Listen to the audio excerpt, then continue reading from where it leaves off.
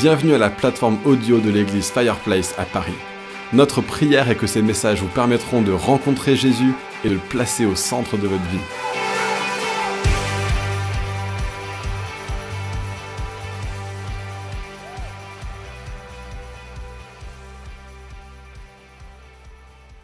Vous savez, quand on dit que Jésus change les vies, c'est vrai ou c'est pas vrai? Non, c'est vraiment vrai. C'est vraiment vrai. C'est pas un mythe. C'est pas un truc qu'on dit le dimanche matin pour se faire plaisir. Jésus change vraiment les vies. Et je dis ça, c'est pas le christianisme qui change les vies. C'est Jésus qui change les vies, d'accord? C'est pas nos petits rituels, nos petites habitudes qui changent les vies. C'est Jésus qui change la vie. Donc, ce que je propose qu'on fasse, c'est que pour poursuivre ce temps de message, je vais demander en fait à ce qu'on prenne tous ensemble Jean. Et puis alors, ça va être Jean chapitre 8, si je ne me trompe pas. Sauf que dans mes notes, j'ai mis tous les versets et j'ai mis aucun chapitre. Donc de tête, c'est Jean 8.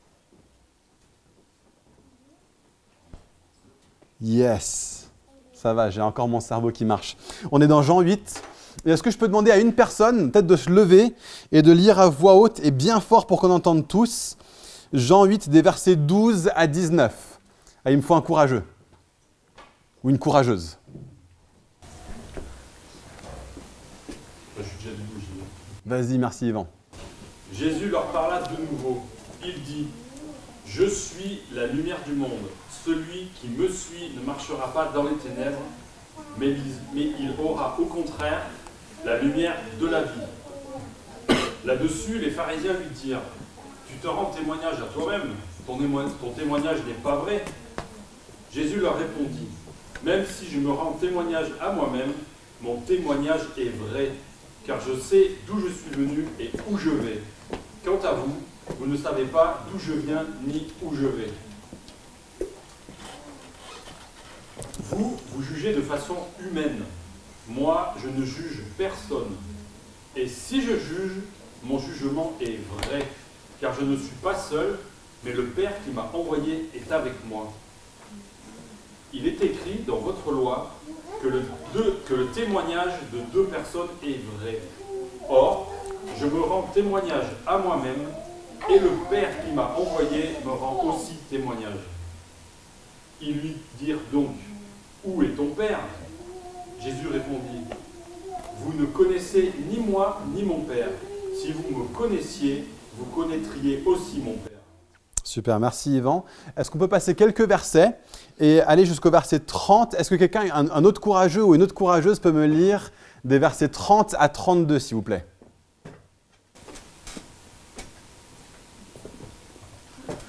Merci Agnès. Ok. Pendant qu'il parlait ainsi, beaucoup crurent en lui. Alors Jésus dit aux Juifs qui avaient mis leur foi en lui, « Si vous vous attachez à la parole que je vous ai annoncée, vous serez vraiment mes disciples. Vous connaîtrez la vérité et la vérité fera de vous des hommes libres. » Formidable, merci. Et puis une dernière personne, on va encore passer quelques versets et on va jusqu'au verset 44 à 47. Vous avez pour père le diable et vous voulez accomplir les désirs de votre père. Il a été meurtrier dès le commencement et il ne se tient pas dans la vérité parce qu'il n'y a pas de vérité en lui. Lorsqu'il profère le mensonge, il parle de son propre fond, car il est menteur et le père du mensonge. Et moi, parce que je dis la vérité, vous ne me croyez pas. Qui de vous me convaincra de péché? Si je dis la vérité, pourquoi ne me croyez-vous pas? Celui qui est de Dieu écoute les paroles de Dieu, vous n'écoutez pas parce que vous n'êtes pas de Dieu. Amen. Merci. Et Seigneur, je te demande que tu viennes nous parler alors qu'on prend ce texte et qu'on essaye d'en retirer tout ce que tu as à nous dire ce matin. Je demande que tu me donnes de la clarté, je demande que tu ouvres nos oreilles pour qu'on puisse entendre ce que tu as à nous dire. Et je demande que tu nous transformes par ta parole, Seigneur. Amen. Alors, qu'est-ce qui se passe ici dans ce texte? Dans ce passage, on est dans un épisode, comme souvent d'ailleurs dans l'évangile de Jean, où Jésus va au clash. Et il va au clash avec particulièrement un groupe de personnes qui s'appellent les pharisiens. Et là, dans ce passage-là particulièrement, le sujet du clash est celui-ci. Qui est Jésus? Alors, ça, c'est un petit peu le contexte du passage, mais ce de quoi on va parler aujourd'hui, on ne va pas être dans le cœur même, dans la question primordiale de ce texte, mais un petit peu ce qui se passe, c'est qu'au milieu de ce clash entre Jésus et les pharisiens, il va dire toutes sortes de choses qui sont extrêmement importantes pour notre sujet d'aujourd'hui, qui est un sujet, c'est un mot que Elias a déjà dit. Vous avez peut-être entendu ce mot pour la première fois ce matin, peut-être que ça vous dit quelque chose, mais vous ne savez pas vraiment ce que c'est, peut-être que vous êtes à fond dessus, je ne sais pas, mais c'est le sujet de la redevabilité. Et c'est de ça qu'on va parler aujourd'hui. Alors avant de se plonger un petit peu dans ce texte, je veux juste d'abord définir ce de quoi on parle quand on parle de redevabilité et ce à quoi ça ressemble d'être une église où on met ça en place. Mais avant ça, je vais faire machine arrière encore plus loin et dire pourquoi est-ce qu'on parle de ça, d'accord ? Ce qui se passe, c'est que Jésus nous a appelés à une chose. À la fin de sa vie, il a dit à ses disciples « Toute autorité m'a été donnée dans les cieux et sur la terre, donc maintenant allez et faites de toutes les nations des disciples. » Notre but en tant qu'Église, notre but en tant que croyants, notre but en tant que suiveurs de Jésus, c'est nous-mêmes de faire des disciples. Et si on s'amuse à faire joujouer à l'église, qu'on chante des super chants les dimanches matins, qu'on organise plein de trucs avec l'église, mais que ce n'est pas centré autour de ce grand pourquoi, on fait complètement fausse route. On est en train de se réclamer de Jésus sans faire ce que Jésus nous demande. Jésus nous dit « faites des disciples ». Et donc à cause de ça, depuis septembre, on est dans une série qui s'appelle « Être un disciple, faire des disciples ». On a traversé toute une partie qui détaillait à quoi ça ressemble d'être un disciple. Et vous pouvez retrouver ces messages sur notre site web. Et là, on est dans une deuxième partie de série qui parle de faire des disciples. D'accord ? Et ce qui se passe, c'est que quand on fait des disciples, si on comprend bien ce que Dieu nous dit à travers toute la Bible, en fait, de l'Ancien Testament au Nouveau Testament, c'est qu'en faisant des disciples, il est en train de nous appeler à devenir participants dans son travail de nouvelle création. Et donc cette idée de nouvelle création, ça nous a conduit à avoir une série de prédications, enfin cette deuxième partie de série de prédications qui est centrée autour de ces 4 lettres, C-R-E-E.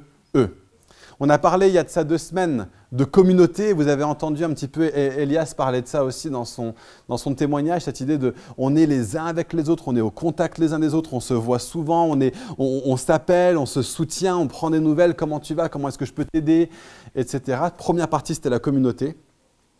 Et donc la communauté, en quelque sorte, c'est ce à quoi ressemble la structure pour faire des disciples. Hein. Le christianisme solo, ça n'existe pas. La croissance chrétienne en solo, ça n'existe pas. On est appelé à être en communauté. Donc la forme que prend le fait de faire des disciples, c'est la communauté. Hein. Jésus avait ses disciples avec lui. C'est marqué dans le passage qu'on avait lu dans Marc. Il choisit ses apôtres pour les avoir avec lui et seulement après, il les envoie. D'accord ? Donc on a parlé du fait d'être avec lui et on ne peut pas rester dans son coin, on ne peut pas s'attendre à faire des disciples les uns des autres. Si on est dans notre petit coin, on doit commencer à développer même des petites communautés au sein de Fireplace. Il faut que Fireplace soit plus que juste un rassemblement du dimanche. On doit avoir des plus petites communautés de personnes qui sont impliquées dans leur vie les unes des autres et quelques-unes d'entre elles commencent à se mettre en place. Et il y aura un moment donné où on pourra, j'imagine, faire une communication plus officielle, entre guillemets, pour dire voilà les différents groupes qui existent, trouvez-en un, attachez-vous à un de ces groupes. Mais je veux parler de ce à quoi ressemble la vie à l'intérieur de ces groupes. Qu'est-ce qu'on y fait ? Donc on a parlé de communauté, c'est super, mais qu'est-ce qu'on fait dans ces groupes ? Et aujourd'hui, je vais parler de cette idée de la redevabilité. C'est la première chose qu'on doit avoir mise en place dans notre groupe. En fait, c'est ça qui va faire la différence dans nos communautés. Ce qui se passe, c'est que passer du temps ensemble, c'est bien, mais tant qu'on reste bien gardé, hein, qu'on ne se livre pas les uns les autres, on ne va jamais grandir. Et je ne vous donne pas encore la définition de ce que je veux dire par redevabilité, pour ceux qui n'ont jamais entendu ce mot, parce que je vais commencer à décrire un petit peu ça pour que, l'ayant décrit, quand je vous dis ce que je veux dire par redevabilité, vous puissiez vous dire « Ah ok, je vois ce que ça veut dire, pas seulement dans le concept, mais je vois ce que ça veut dire dans la vraie vie. » Il faut que ça devienne vérité dans notre vie, en fait, ce qui se passe ici. L'idée, c'est qu'on peut avoir il y a 3 types de communautés qui peuvent exister dans l'Église. On a d'abord celle où on est une communauté de gens et puis on se réunit, et dans cette communauté, tout le monde va bien. tout le monde va bien, et tout le monde a sa vie bien rangée, tout le monde est pleinement victorieux face au péché, personne n'a de problème. Et ce qui se passe, c'est que dans cette communauté-là, il y a plusieurs choses qui arrivent. Un, le groupe ne grandit pas. Parce que personne ne va pouvoir le rejoindre. Pourquoi est-ce que personne ne va pouvoir le rejoindre? Parce que tout le monde est tellement parfait dans ce petit groupe que quiconque arrive dans cette communauté, connaissant ses imperfections, il voit tout le monde qui, eux, sont parfaits, semble-t-il, et il se dit, mais moi, je ne suis pas à la hauteur, je ne peux pas être dans ce groupe, je ne peux pas être avec ces personnes, ils sont trop, c'est too much. Première chose. Deuxième chose, comme le groupe ne grandit pas et que tout le monde a l'air parfait, on développe en fait une sorte de nouvelle sous-culture chrétienne qui devient vite fait une sorte de norme au milieu de cette communauté de personnes. Et notre manifestation de la petite vie chrétienne parfaite va devenir le barème par lequel on estime notre marche avec Dieu. Et là, ça conduit à un légalisme qui est super violent. Donc, première étape, on reste entre nous, personne ne peut rentrer un petit peu dans cette communauté. Deuxième étape, ça se sclérose à cause du légalisme, où on est toujours là en train de s'estimer, de s'évaluer les uns les autres. Est-ce que lui fait bien? Est-ce qu'elle fait bien? Est-ce que lui, il est dans le barème? Est-ce qu'elle fait complètement juste? Et troisième chose qui arrive, et c'est le pire de tout finalement, c'est que là-dedans, ça semble super beau en façade, mais en fait, personne ne grandit avec Dieu. Vous savez pourquoi? Parce que cette perfection, c'est un masque. Et en dessous du masque, c'est souvent super, super moche. Tout le monde lit la Bible par devoir plutôt que par soif, et donc personne ne se laisse transformer par la Bible. Les prières sont stéréotypées, hein. Donc ça fait que personne ne parle à Dieu de façon vraie. Et donc notre relation avec Dieu va être réduite à de la formule. Et ça peut prendre toutes sortes de formes. Hein. Ça peut être, on va juste réciter le Notre Père. Et ça devient une nouvelle formule, une nouvelle norme. Mais ça peut être autre chose. Ça peut ressembler à ça. Mais Seigneur, nous t'implorons, Seigneur. Nous accorder ta miséricorde, Seigneur. Et donne-nous ton zèle, Seigneur, pour qu'on soit tes témoins, Seigneur. Pas tous, mais beaucoup d'entre vous ont déjà entendu des prières comme ça. Et la réalité, c'est la même chose. Répéter le Notre Père ou avoir une sorte de truc ostentatoire où Seigneur prend la place des virgules et où on change de voix quand on prie, c'est dingue. Et si on était juste nous-mêmes en train de parler à notre Père? C'est ça qu'il cherche. Hein, il dit, quand vous priez, ne vous mettez pas au coin des rues. Mais mettez-vous dans le lieu secret, et votre Père qui est là dans le lieu secret vous voit et il vous récompense. Et surtout dans ce groupe-là, dans le groupe des chrétiens parfaits, les zones de péché avec lesquelles on lutte, parce que nous luttons tous avec des zones de péché, ces zones de péché restent dans un bocal, elles restent derrière un masque, et là-dessus, je vous garantis que ça pullule et que c'est pas beau. D'accord ? Et on ne grandit pas. Voilà à quoi ressemble la communauté d'église où tout le monde est beau, tout le monde est parfait. Donc maintenant, on a une autre communauté. Et là-dedans, on a des gens qui se réunissent et eux, ils savent qu'ils sont imparfaits. Ils assument le fait qu'ils sont imparfaits. Ils savent qu'ils ont des doutes. Ils savent qu'ils ont un style de vie qui ne ressemble pas à celui de la Bible et qui n'est pas radicalement comme Jésus. On a un groupe qui a du mal avec la soumission, qui déteste la tradition par-dessus tout. Et là-dedans, on n'a pas de masque, mais on n'a pas de barème non plus.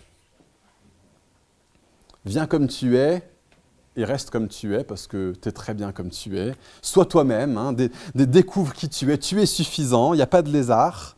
Et là-dedans, vous savez quoi, c'est bizarre parce que ça semble l'opposé complet du premier groupe, et pourtant il se passe la même chose. Premièrement, le groupe ne grandit pas. Pourquoi ? Parce que bien que ça paraisse super cool et acceptant, ce genre de christianisme, si on peut même appeler ça du christianisme, ça n'inspire personne. Et le laxisme va souvent se mettre en place dans une église parce qu'on veut être une communauté qui ne choque personne, qui n'offense personne. On veut éviter de repousser les gens, mais finalement, ça finit par ressembler plus à un café philo ou à un book club qu'à du christianisme authentique. Ça n'attire pas les chrétiens parce qu'un chrétien a le Saint-Esprit en lui qui lui demande de grandir en Dieu et que cette communauté-là ne l'inspire pas. Mais ça n'inspire pas non plus les non-chrétiens. Parce que comme le message de l'Évangile n'est pas là, ça n'a rien de distinctif entre le message de ce groupe-là et le message de tout autre groupe dans le monde. et ce qui se passe, c'est que le monde est bien meilleur pour faire les choses du monde que les chrétiens. Donc dès que les chrétiens cherchent à enlever tout ce qui est distinctif du christianisme, ça ressemble au monde, sauf qu'on le fait moins bien. Donc forcément, c'est moins intéressant.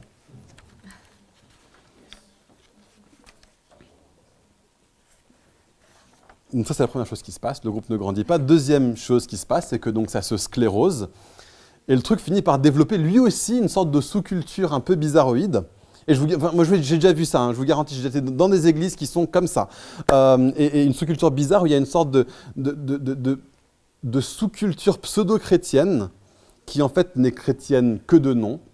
Et ce groupe-là vieillit ensemble jusqu'à ce que soit tout le monde ait déménagé ou que tout le monde soit mort. Et troisième chose, comme dans le premier groupe, et pour des raisons beaucoup plus évidentes, personne ne grandit. Parce que personne n'est challengé, personne n'est mis au défi pour devenir comme Dieu. Et on a un troisième groupe. On a une troisième façon de vivre la communauté. Des gens qui ont le feu et qui veulent devenir plus comme Jésus, mais qui reconnaissent ouvertement qu'ils ne sont pas encore comme Jésus, et ils veulent vraiment devenir plus comme lui. Et dans ce groupe-là, une des choses nécessaires pour que cette culture-là se mette en place, c'est que la vérité doit être là et mise au grand jour. Où tout le monde peut parler de ses luttes. Tout le monde a le droit de parler de ses échecs, de ses doutes. Personne n'en reste là. Et puis on lutte ensemble. Et on se relève les uns les autres. Et on se met au défi les uns les autres. Et quand une personne nous parle des trucs avec lesquels il lutte, plutôt que de dire « Oh, je suis choqué !» ou plutôt que de dire « Mais c'est pas grave, change rien, c'est bon, continue », on leur dit « Vas-y, relève-toi, recommence, continue à poursuivre Dieu. Ça en vaut le coup, on va prier pour toi, on va prendre de tes nouvelles pendant la semaine et continue à nous en parler, ne te mets pas à cacher tes peurs, on ne va pas te juger, mais on va être là pour te relever. » Et on est tous comme ça. Et donc là, la vérité est là au grand jour, on n'a pas de masque, mais le barème est haut. D'accord ? Pas de masque, mais barème haut. On veut devenir comme Dieu, on veut être comme Jésus. Et là, il se passe trois choses dans le monde idéal. Je simplifie beaucoup les traits forcément parce que c'est plus pédagogique. Mais ce qui se passe, c'est que dans ce groupe-là, idéalement, c'est que la soif et l'authenticité des gens devient profondément attrayante. Chrétiens et non-chrétiens sont attirés par cette bande de personnes qui ont été tellement bouleversés par Jésus qu'ils se boostent les uns les autres pour devenir plus comme Jésus. Deuxième chose qui se passe, c'est que comme ça grandit, ça devient trop grand. Et on est obligé de multiplier les groupes. Et des gens qui imaginaient ne jamais pouvoir être des leaders, d'un seul coup se mettent à diriger des études bibliques, ils se mettent à booster des gens, à être les encourageurs du groupe, ils se mettent à être des leaders dans la prière. Et ils ne le font pas parce qu'ils en ont franchement envie, ils le font parce qu'ils sont obligés. Parce que c'est eux les personnes qui ont le plus de maturité dans le groupe et il faut bien que ça se passe parce que le groupe multiplie. Et troisième chose, le mieux dans tout ça, c'est que tout le monde grandit et tout le monde devient plus comme Jésus. Alors, tout ça, ça passe par une idée essentielle. Et c'est l'idée que Jésus, en fait, dit encore et encore et encore et encore dans ce passage qu'on a lu. Je ne sais pas si vous avez remarqué, il y a un thème qui revient encore et encore et encore dans ce que Jésus dit, dans ce que les pharisiens lui répondent, dans ce que Jésus répond aux pharisiens. C'est cette notion fondamentale de la vérité. Et si vous lisez tout le texte, c'est encore plus clair, les passages que j'ai sautés parce qu'on n'avait pas le temps de tout lire, mais c'est encore plus clair. Et l'idée de la redevabilité, au fond, c'est ça, en fait. Être vrai les uns avec les autres. Rendre des comptes les uns aux autres, ne pas mettre de masque et vouloir tous grandir pour devenir comme Jésus.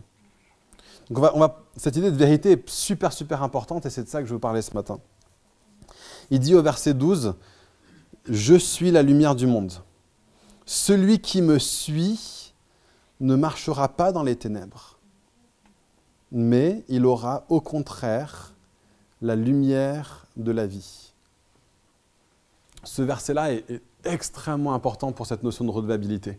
C'est ce texte-là qui devrait être presque la fondation de cette culture d'église où on est vrai les uns avec les autres. Pourquoi ? Parce qu'il est la lumière, et donc nous sommes appelés à marcher dans la lumière plutôt que dans les ténèbres. Alors qu'est-ce que ça veut dire de marcher dans la lumière et pas dans les ténèbres ? Ça veut dire d'une part qu'on prend nos péchés et on les met à la lumière. On enlève le masque. On refuse le mensonge qu'on est déjà arrivé à la perfection.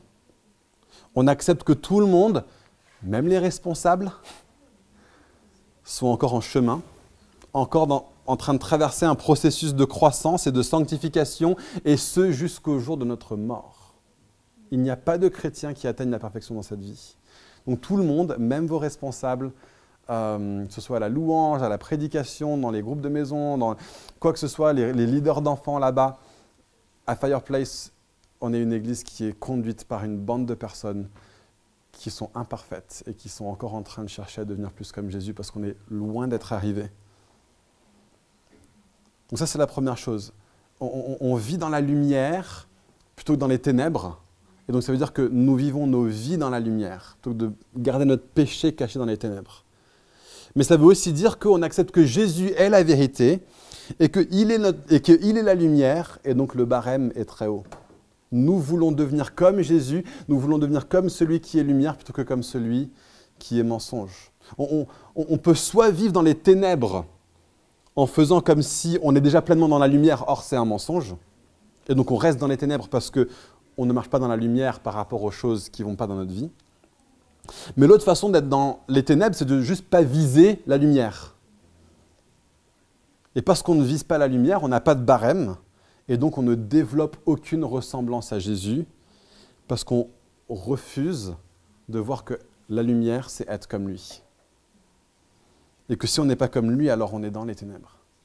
Donc il y a cette double façon de ne pas être comme Jésus, qui semble, mais complètement aux antipodes l'une de l'autre. En fait, c'est la même chose.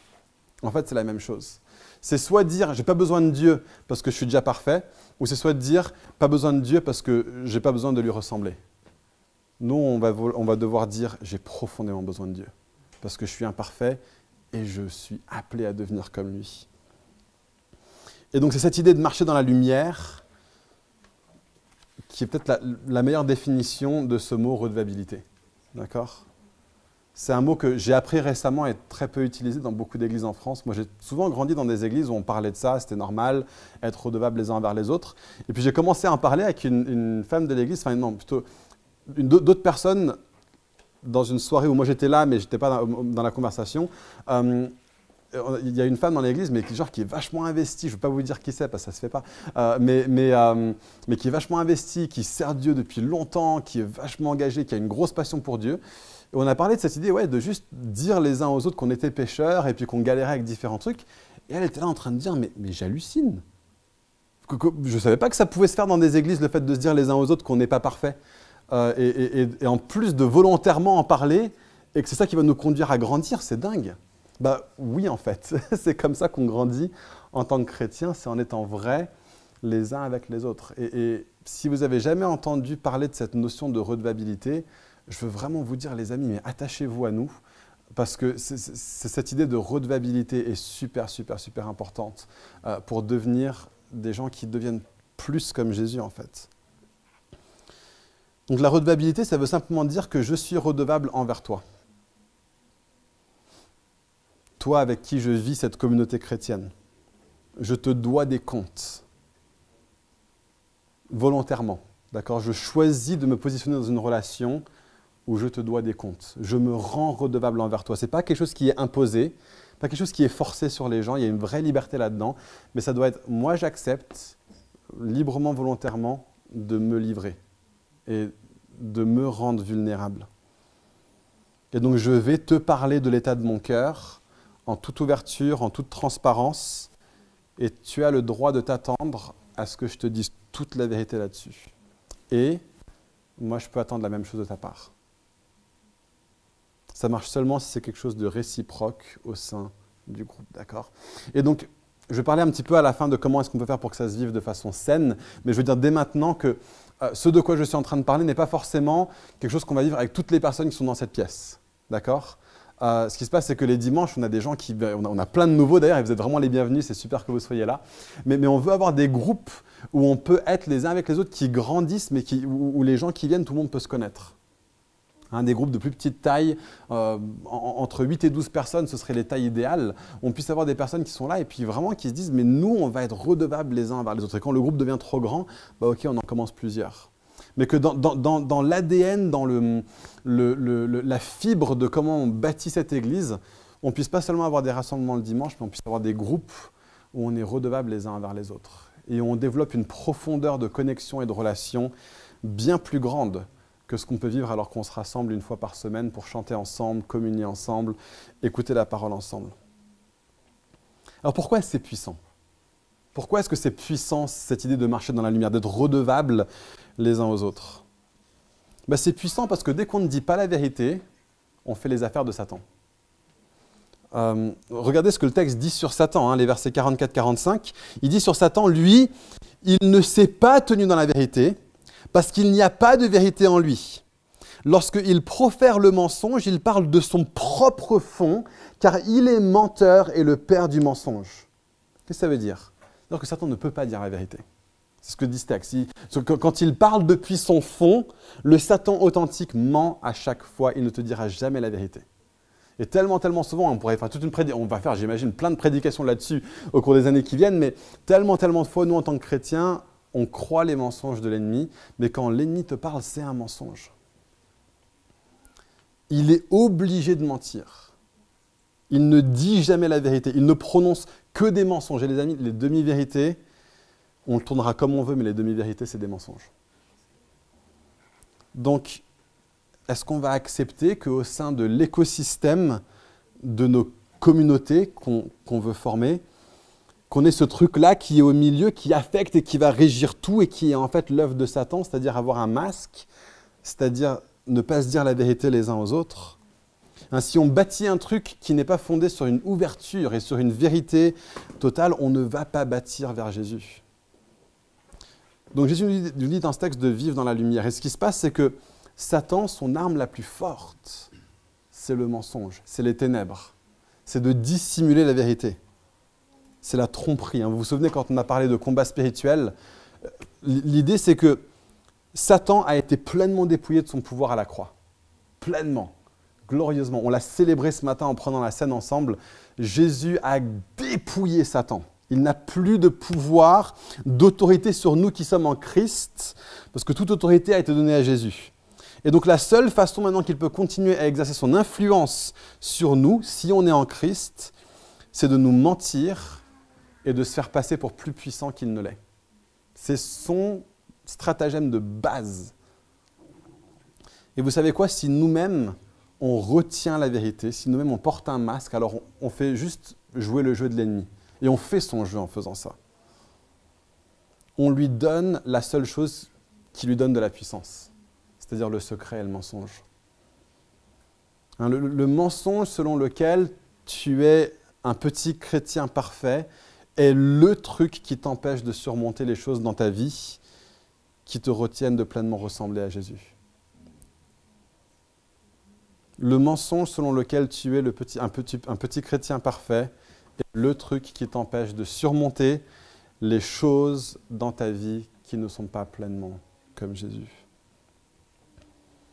Donc les amis, faire des disciples, ça veut dire créer des communautés. D'accord ? On devient trop grand pour être une seule communauté. Il faut qu'au sein de la famille qu'on est, il y ait plusieurs communautés et on est redevables les uns envers les autres.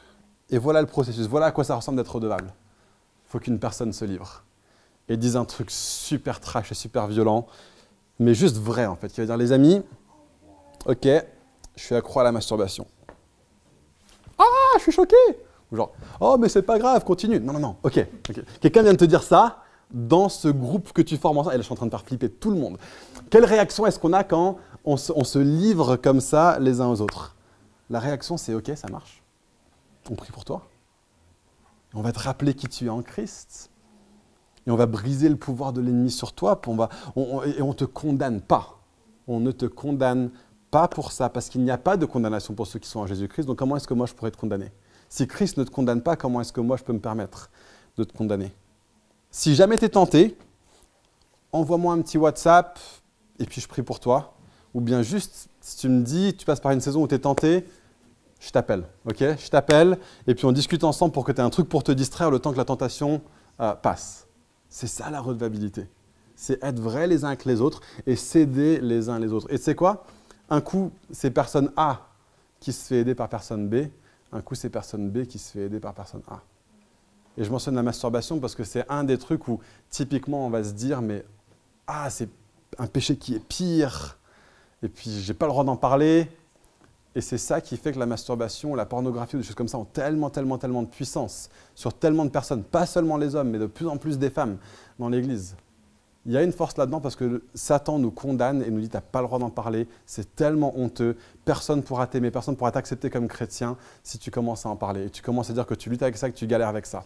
C'est Satan qui te ment en te disant ça parce que sa seule puissance, c'est de te garder dans cette emprise-là. Au moment où on en parle, on est en train de briser la puissance des ténèbres sur nous parce qu'on marche dans la vérité. Donc vous voyez, s'il y a des choses dans notre vie qui ne sont pas rangées, il n'y a pas de souci. On est là en tant que communauté pour aider. Mais à part une intervention puissante du Saint-Esprit à travers une parole de connaissance ou un moment de délivrance dans la prière, la communauté ne peut rien faire pour s'aider les uns les autres si on ne se dit pas les choses. Si on n'est pas authentique et vrai et qu'on marche dans la vérité, dans la lumière et qu'on est redevables les uns envers les autres. De pouvoir dire, tu sais quoi, on a des soucis en ce moment au niveau de notre couple. Ok, ça marche. Je vais prier pour toi, je vais t'encourager, je vais t'exhorter, je vais te rappeler qui vous êtes en Christ, vous permettre de raviver votre première flamme. Des gens qui vont nous dire, tu sais quoi, on a une situation de dette financière. Ok. Une personne qui va dire, ouais, en ce moment je galère trop avec la solitude et il y a ce non-chrétien au travail et on pourrait se mettre ensemble et je suis vachement tenté. Ok. Quelqu'un qui pourra dire, mais c'est quoi, moi je suis accro à la reconnaissance que les gens ont de moi sur les réseaux sociaux et je me retrouve à mentir souvent. Toutes ces choses-là, on a le droit de se les dire les uns aux autres. C'est seulement en se les disant qu'on va pouvoir grandir là-dedans. Et notre réaction, ça doit être, tu sais quoi, merci. Merci de me le dire. Et on va s'engager à parler de ça sur le long terme. On est là pour toi et on ne te lâche pas. Ce que tu viens de nous dire, ça ne sort pas de cette pièce. On te fait confiance, on t'aime. Tu n'es pas moins sauvé, tu n'es pas moins aimé, tu n'es pas moins justifié, tu n'es pas moins saint devant Dieu à cause de cette chose, parce que c'est ce que Christ a fait qui te justifie, parce que ce que tu as fait ou ce que tu as manqué de faire qui te justifie. Maintenant, viens, on grandit ensemble. Et puis, pendant la semaine, je pense à toi et je t'envoie des versets pour t'encourager ou des enseignements pour te booster ou une pensée pour te soutenir. Je prie pour toi. Ça doit être ça la redevabilité, d'accord? On marche dans la vérité et on conduit tout le monde à aller de plus en plus vers Christ. Et un des trucs de fou qui se passe dans tout ça, c'est qu'on est tous là à se faire grandir les uns les autres et ça fait que, en fait, c'est une des choses qui permet à ce que les responsables de l'Église soient libérés pour conduire l'Église plutôt que de s'occuper de tous les bobos du troupeau. On peut prendre soin les uns des autres au sein de l'Église. Et on avance tous ensemble dans les projets de Dieu, dans les verts pâturages que Dieu en réserve pour nous. Parce que ça fait que contrairement à tellement d'églises où tout le monde dépend du pasteur ou des pasteurs, et qui veulent absolument que ce soit le pasteur qui prie pour eux, sinon ça ne marchera pas, ou qui ont besoin d'une parole de la part du pasteur ou du ministère prophétique. Non, plutôt on grandit tous ensemble à la ressemblance de Christ les uns avec les autres. On devient des disciples de Jésus matures, autonomes, pas indépendants, mais autonomes, qui à notre tour pouvons faire des disciples de gens autour de nous. Donc on va développer au sein de nos communautés à Fireplace, si vous acceptez d'en faire partie maintenant. Je suis en train de faire flipper tout le monde, ça ne va jamais marcher ces trucs. mais moi vraiment mon cœur, et je crois le cœur de tous les responsables à Fireplace, c'est que dans ces communautés qu'on va former, dans ces groupes qui vont être là, dans ces braises qui vont être là, c'est comme Fireplace, c'est comme un grand feu, et puis dans le feu est constitué d'une multitude de braises, et ces braises vont être là, et puis elles vont être aux différents endroits de la ville, et puis on se rassemble pour reprendre le feu ensemble, et puis ensuite on se disperse pour enflammer autour de nous. Dans ces communautés, dans ces braises, on va avoir une culture de redevabilité de dingue. Et je sais que ça va piquer au début. Vraiment, ce n'est pas facile pour commencer. Mais si on perce l'abcès, il y a une liberté dedans. Tu peux te dire que tes péchés sont plus grands que ceux des autres, mais ça, c'est encore un des mythos du prince des mythos. Il veut que tu crois ça. Il veut que tu le mettes jamais en lumière, que ça reste secret. Ça reste derrière ton masque, mais si ça reste derrière ton masque, ce ne sera jamais réglé. Et donc, tu restes sous l'emprise de sa main, parce que c'est lui qui va te tenir par la peur, par la culpabilité. Donc, ce que je veux dire maintenant, ce matin, c'est Fireplace. Sois libre des mensonges de l'ennemi. Sois libre de ces mensonges. Ce mensonge qui te tient dans la peur et dans la culpabilité. Sois-en libre, marche dans la liberté. Accepte de dire aux autres chrétiens là où toi tu en es, mais vraiment là où toi tu en es en tant que chrétien, en tant que disciple de Jésus. Et permets-leur de parler dans ta vie et de t'encourager et de te faire avancer pour aller plus loin. C'est ça la redevabilité. C'est en faisant ça que nous allons grandir à la ressemblance de Christ, qu'on va devenir plus comme lui, que lui, Jésus, va te perfectionner à travers son Église. Nous ne sommes pas parfaits aujourd'hui et c'est normal. Et personne d'entre nous n'est si éloigné de Dieu qu'il ne puisse pas nous récupérer. Personne d'entre nous a une vie spirituelle qui est tellement basse qu'il ne peut pas nous conduire vers la lumière. Mais dans la mesure où nous marchons dans la lumière, c'est la mesure dans laquelle on va grandir en Dieu.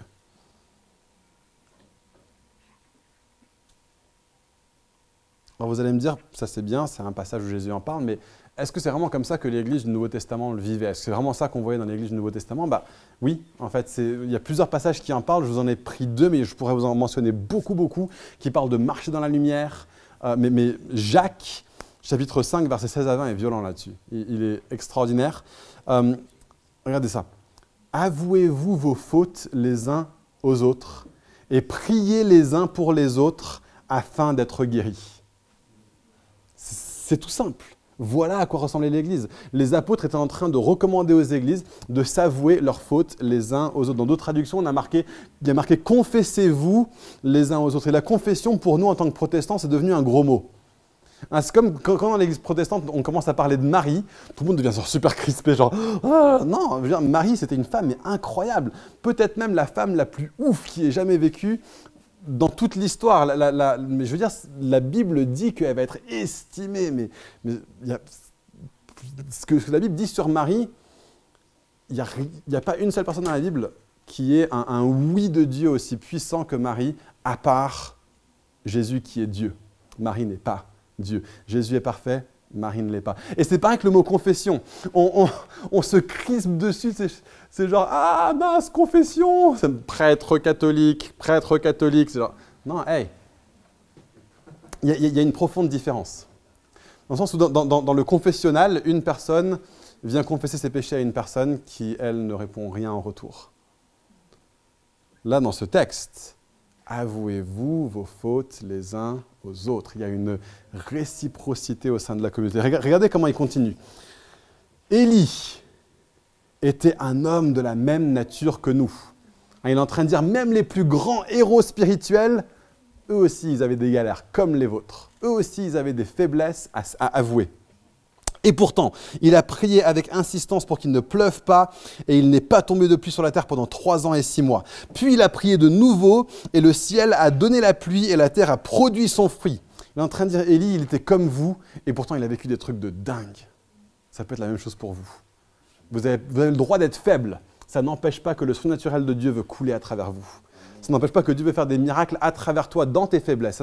Ça n'empêche pas que Dieu veut te conduire à devenir quelqu'un qui peut faire des choses folles pour Dieu, à être quelqu'un qui fait des disciples d'autres personnes, à être quelqu'un qui est vu comme étant un roc et un pilier dans ta communauté, quelqu'un qui peut encourager d'autres personnes, quelqu'un qui peut enseigner la Bible, quelqu'un qui peut prophétiser, quelqu'un qui peut parler en langue ou interpréter des langues, quelqu'un qui peut conduire tout son voisinage à devenir chrétien, quelqu'un qui peut dire « arrête-toi de pleuvoir pendant 3 ans et 6 mois et ça se passera ».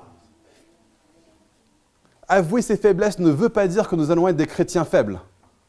D'accord? Avouer qu'on a besoin de plus de puissance de Dieu, ce n'est pas ce qui va nous conduire à vivre moins de puissance de Dieu. Hein? C'est seulement en avouant qu'on a besoin de plus de puissance de Dieu qu'on va avoir plus de puissance de la part de Dieu. Ce n'est pas Élie qui a arrêté la météo pendant 3 ans et 6 mois, c'est Dieu. Mais Élie était quelqu'un qui avouait ses faiblesses. Et il finit en disant ça à Jacques. « Mes frères et sœurs, si quelqu'un parmi vous s'est égaré loin de la vérité et qu'un autre l'y ramène, hein, toute cette notion de redevabilité est puissamment dans ce passage, qu'un autre ramènera, sachez que celui qui ramènera un pécheur de la voie où il s'était égaré sauvera une âme de la mort et couvrira une foule de péchés. » C'est fou! Imaginez dans une église où on est là en train de dire, mais on est tous des sauveteurs, on est tous en train de dire, mais on est tous aussi des naufragés en même temps. On est à la fois naufragés et sauveteurs. Et on est en train de dire, mais toi, tu as perdu appui de ton petit bout de bois. Et ben moi qui ai mon petit bout de bois, je vais aller vers toi et je vais t'aider à reprendre ton bout de bois. Et une autre fois, c'est moi qui vais lâcher mon bout de bois dans l'eau et c'est toi qui vas m'aider et qui va revenir. Et ensemble, on va parvenir à bon port. Ensemble, on va parvenir à la perfection que Dieu nous réserve, non pas dans cette vie, mais dans la vie suivante. Mais on est là pour s'aider les uns les autres. Avouez vos fautes les uns aux autres. On pourrait aussi citer Éphésiens 5, 8 à 14, mais on ne va pas prendre le temps dessus parce que c'est bien qu'on réponde, qu'on ait le temps pour répondre à ce que Dieu veut nous dire.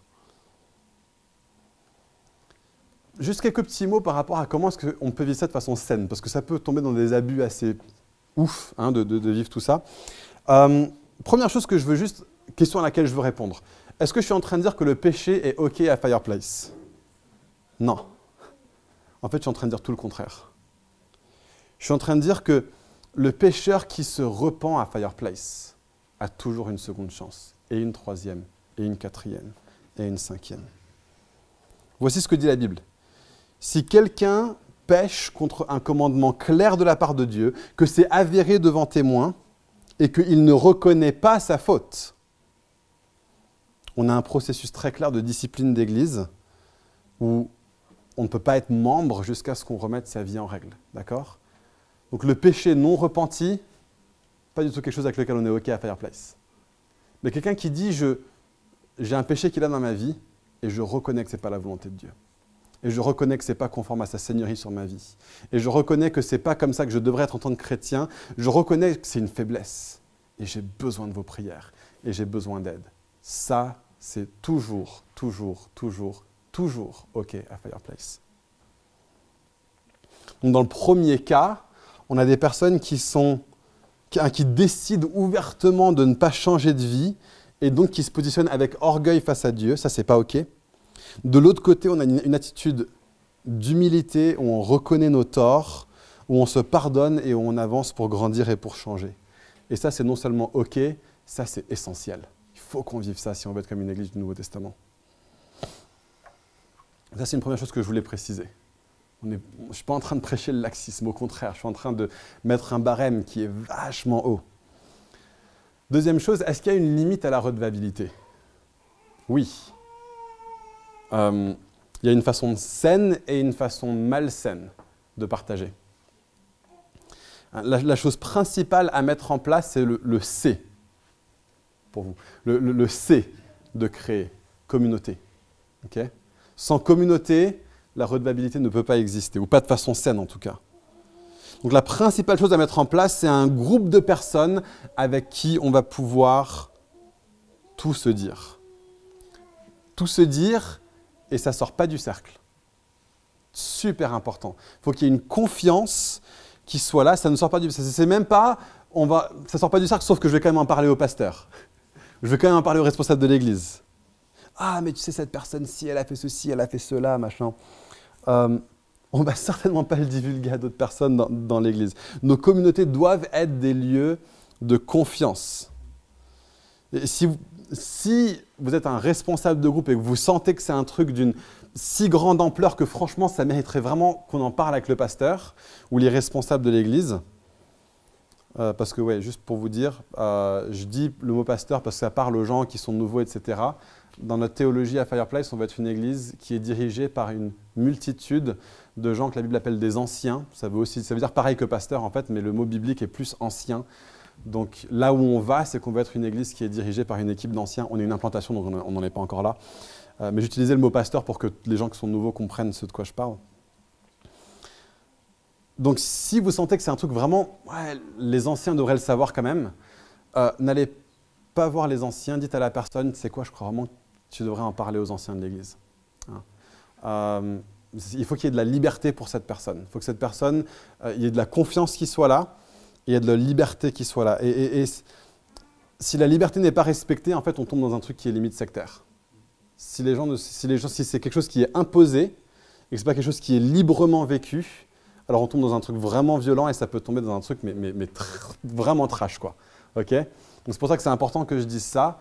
Il y a des limites à la redevabilité. Il faut qu'il y ait de la confiance et il faut que ça vienne depuis une position de liberté. C'est « je choisis de me livrer ». Avec la connaissance que si on ne se livre pas, on ne grandira pas. Mais personne n'est forcé.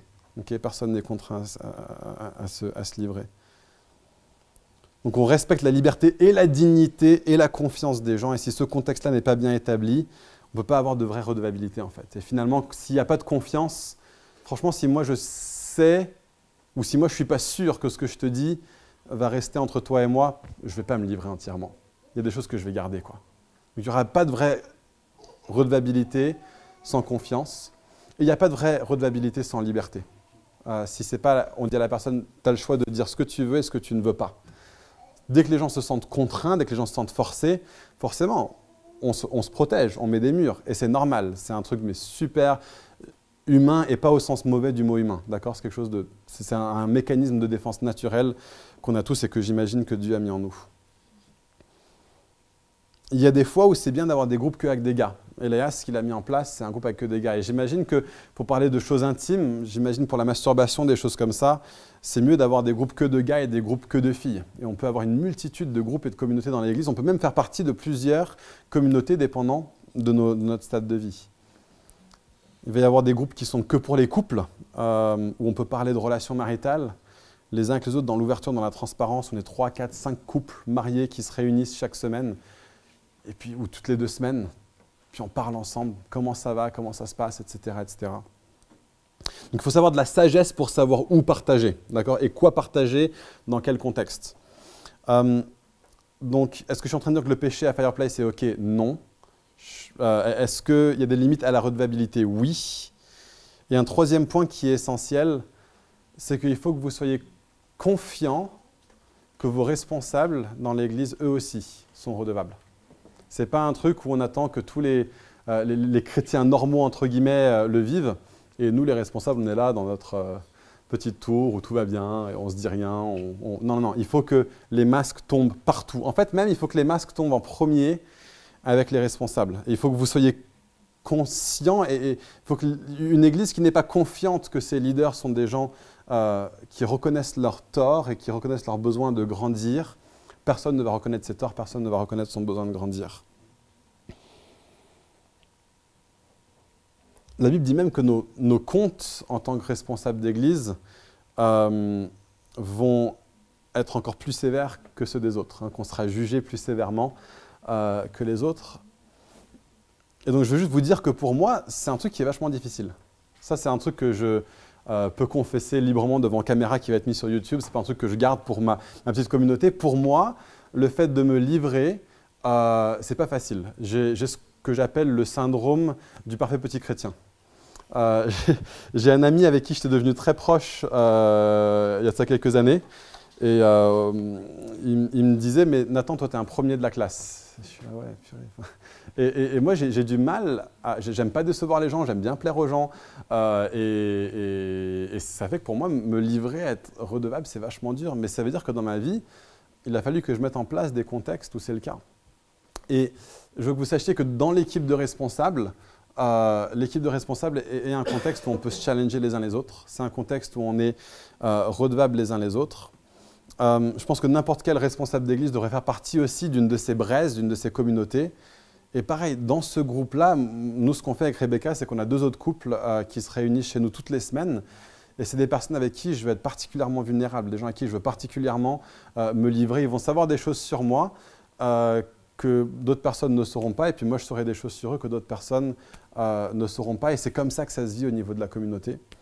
Il y a une troisième chose aussi que je veux vous dire, c'est important que vous le sachiez en tant qu'Église, c'est qu'on est redevable envers les responsables d'un mouvement qui est plus grand.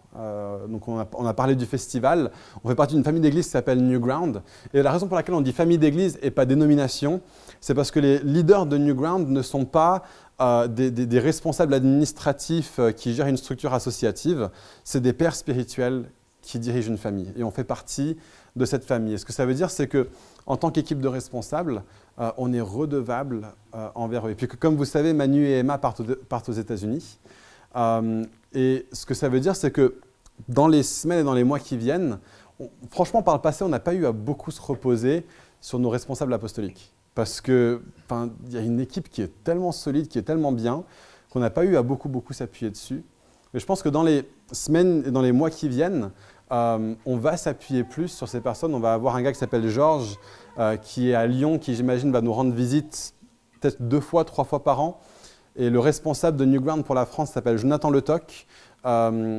Juste la semaine prochaine, en fait, il est de passage à Paris, c'est un politicien, en fait, il est politicien pour une petite île anglo-normande.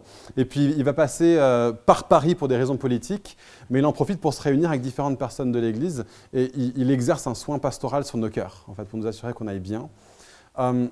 Une des choses dont on est très conscient, c'est le besoin de lever une équipe de responsables nouvelles, de renouveler un petit peu. Il y a des choses que Manu a portées, des choses que Emma ont portées qui ne porteront plus.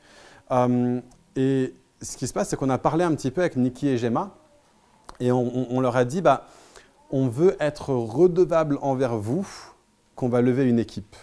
On refuse de devenir un truc où, comme Nikki et Gemma ont un cœur vraiment plus diaconal qu'un cœur, on va dire, pastoral, gouvernemental, on a besoin d'autres personnes qui puissent diriger un petit peu l'Église de façon pastorale.